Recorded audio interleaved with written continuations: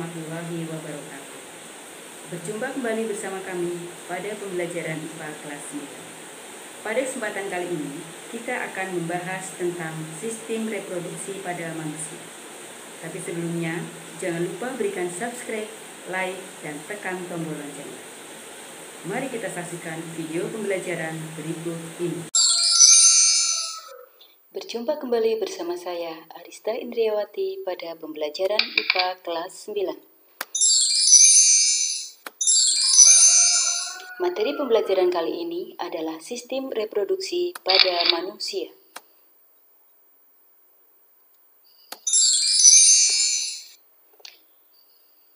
Tujuan pembelajaran pada pembahasan materi kali ini antara lain adalah diharapkan kita dapat menyebutkan organ-organ reproduksi pada manusia. Yang kedua, dapat mendeskripsikan organ reproduksi pada manusia. Yang ketiga, menyebutkan fungsi masing-masing organ reproduksi pada manusia. Yang keempat, menjelaskan proses pembentukan sel kelamin atau gametogenesis. Yang kelima, dapat menyebutkan macam-macam gangguan pada sistem reproduksi.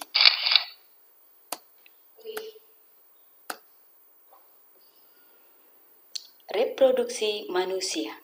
Reproduksi adalah cara makhluk hidup untuk menghasilkan keturunan baru yang memiliki sifat yang sama dengan induknya. Reproduksi bertujuan untuk meneruskan keturunannya atau melestarikan jenisnya. Reproduksi dapat berlangsung jika kita memiliki organ reproduksi. Organ reproduksi pada manusia dibagi menjadi dua, yaitu organ reproduksi pada wanita dan organ reproduksi pada laki-laki.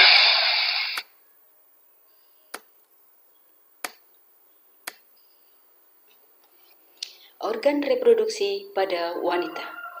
Alat reproduksi pada wanita dapat berupa sepasang ovarium, oviduk, uterus, vagina, dan organ kelamin bagian luar.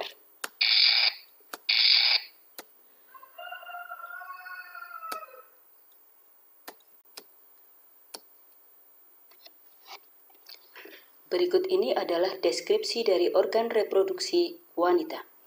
Yang pertama adalah ovarium. Ovarium adalah organ reproduksi pada wanita yang berfungsi memproduksi ovum atau sel telur dan mensekresi hormon estrogen dan progesteron. Istilah lain dari ovarium adalah indung telur, seperti ditunjukkan pada gambar berikut ini.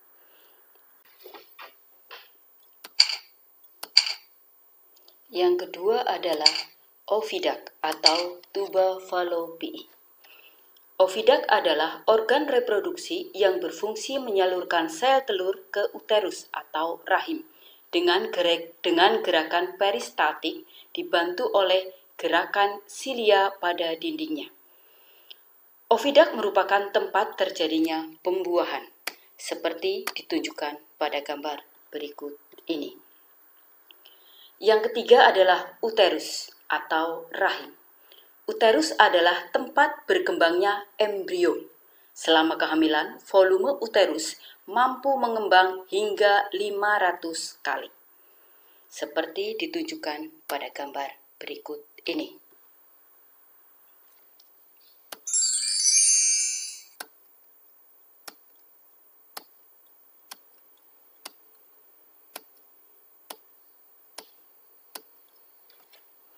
Yang keempat adalah vagina.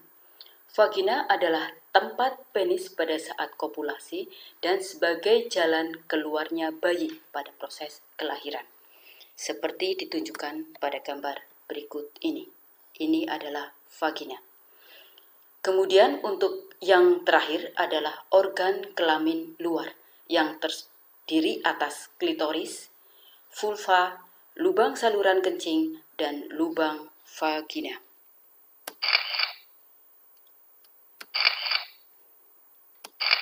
Selanjutnya adalah organ reproduksi pada pria. Organ reproduksi pada pria dapat dilihat pada gambar berikut ini.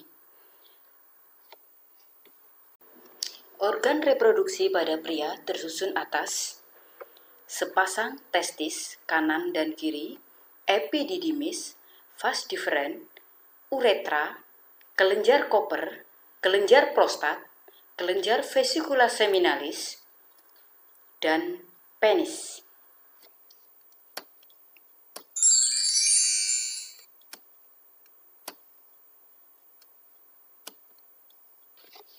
Deskripsi dari organ reproduksi pria. Yang pertama adalah testis. Testis berjumlah sepasang, berfungsi sebagai alat penghasil sperma dan hormon testosteron.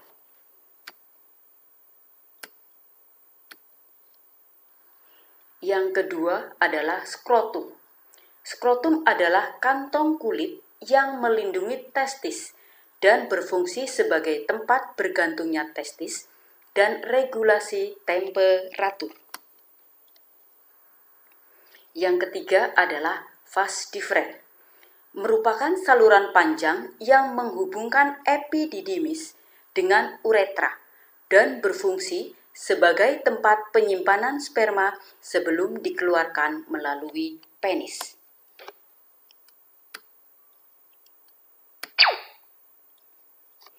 Yang keempat adalah epididymis, adalah saluran berkelok-kelok, berfungsi sebagai tempat pematangan sperma.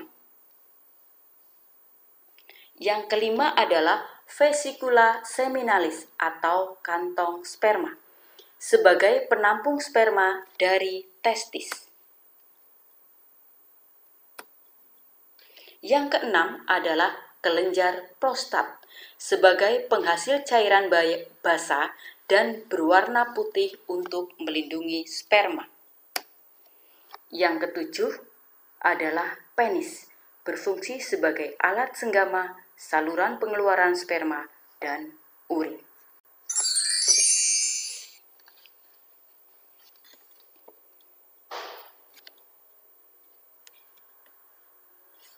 Selanjutnya adalah proses pembentukan sperma atau spermatogenesis.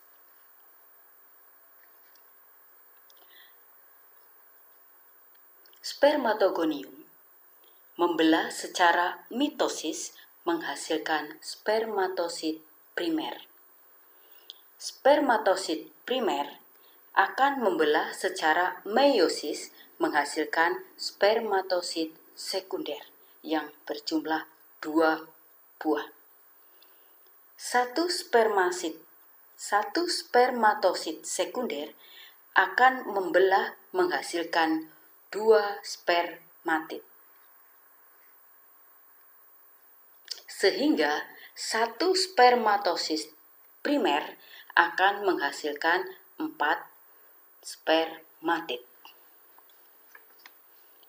Spermatid mengalami pematangan sehingga menjadi spermatozoa.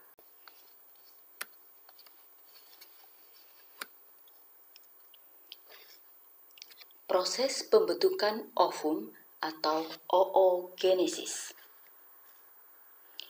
Oogonium akan membelah secara mitosis menjadi oosit primer. Oosit primer akan membelah secara meiosis menghasilkan oosit sekunder dan badan polar pertama. Oosit sekunder akan membelah secara meiosis menghasilkan satu ootit yang berkembang menjadi ovum dan satu badan polar. Sedangkan badan polar pertama juga akan membelah secara meiosis menjadi 2 badan polar. Sehingga satu oosit primer akan menghasilkan satu ootit yang berkembang menjadi ovum dan 3 badan polar.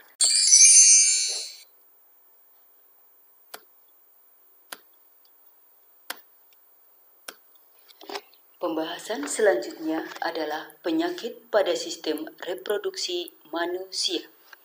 Yang pertama adalah HIV dan AIDS. Yang kedua adalah kanker prostat. Yang ketiga adalah gonorrhea. Yang keempat adalah sipilis. Yang kelima herpes genitalis. Yang keenam kista.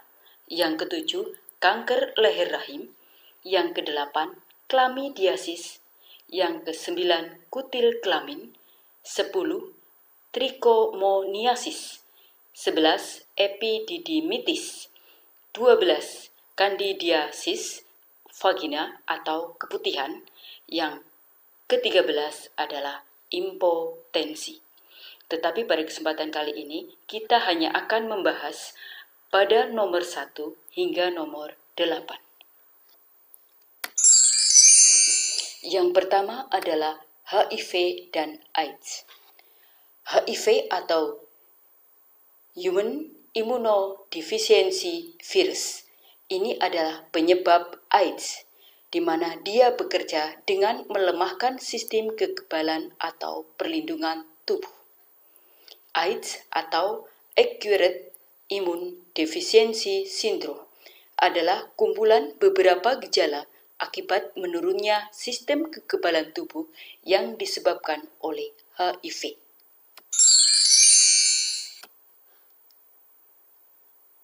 Bagaimanakah virus HIV bekerja? Tubuh kita mempunyai sel darah putih yang melindunginya dari serangan berbagai penyakit, seperti diare atau batuk. Tetapi virus HIV menyerang dan membunuh sel darah putih, sehingga tubuh kita tidak bisa melawan penyakit-penyakit yang masuk. Cara penularan HIV. Yang pertama adalah lewat cairan darah, yaitu melalui transfusi darah, pemakaian jarum suntik yang tidak steril dan dipakai bersama-sama, pemakaian alat suntik yang menembus kulit yang tidak steril dan dipakai bersama-sama. Kemudian penularan melalui ibu yang positif HIV kepada anaknya. Yang ketiga adalah melalui hubungan seksual dengan penderita pembawa AIDS. HIV tidak menular melalui gigitan nyamuk, bersalaman atau bersentuhan, pelukan atau ciuman, menggunakan peralatan makan minum bersama, tinggal serumah, atau menggunakan jamban yang sama. Kegiatan ini ternyata tidak menyebabkan HIV itu menular.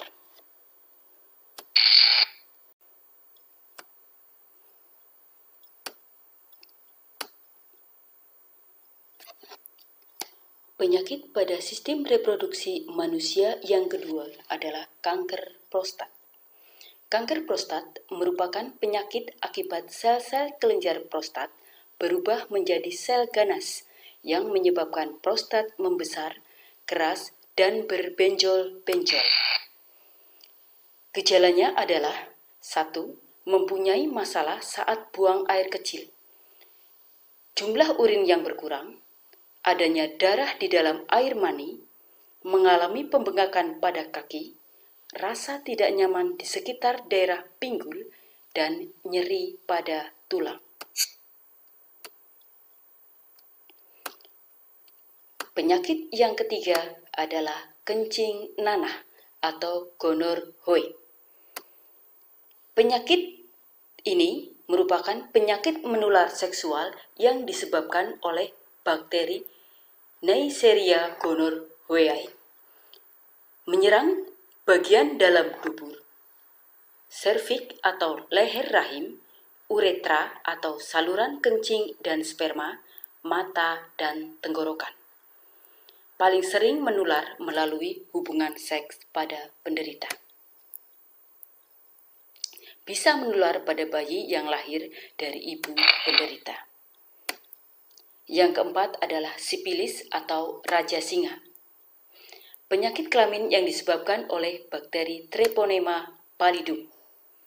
Tanda-tandanya adalah terjadi luka pada alat kelamin, rektum, lidah, dan bibir. Pembengkakan getah bening pada bagian paha. Bercak-bercak di sekitar atau di seluruh tubuh. Tulang dan sendi terasa nyeri. Ruam pada tubuh, khususnya tangan dan telapak kaki.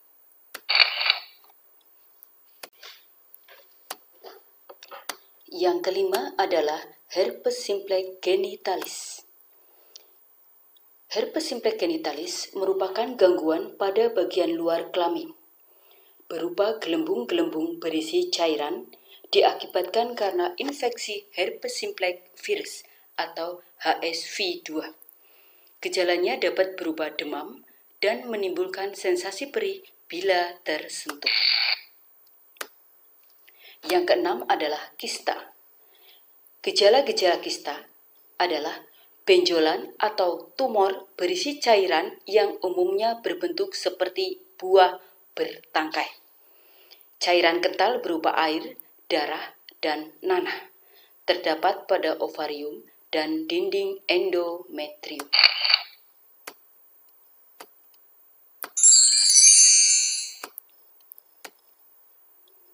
Selanjutnya adalah kanker leher rahim. Ciri-cirinya menyerang leher rahim, disebabkan oleh virus human papilloma virus atau HPV. Gejala penyakit kanker serviks antara lain adalah pendarahan tidak normal, keputihan parah, nyeri panggul, nyeri saat buang air kecil atau merasa sakit, pendarahan saat tidak menstruasi setelah hubungan seksual. Sedangkan yang terakhir adalah chlamydiasis. Ciri-cirinya disebabkan oleh bakteri Chlamydia trachomatis, timbul peradangan pada alat reproduksi. Gejalanya pada wanita antara lain adalah keputihan yang sangat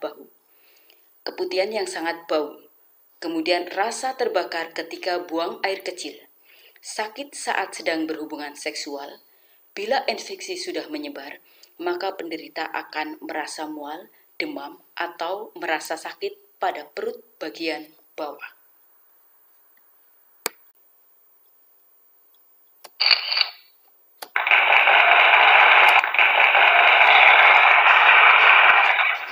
Demikian pembahasan materi sistem reproduksi pada manusia. Semoga yang sedikit ini bisa bermanfaat untuk kita semua. Terima kasih dan wassalamualaikum warahmatullahi wabarakatuh.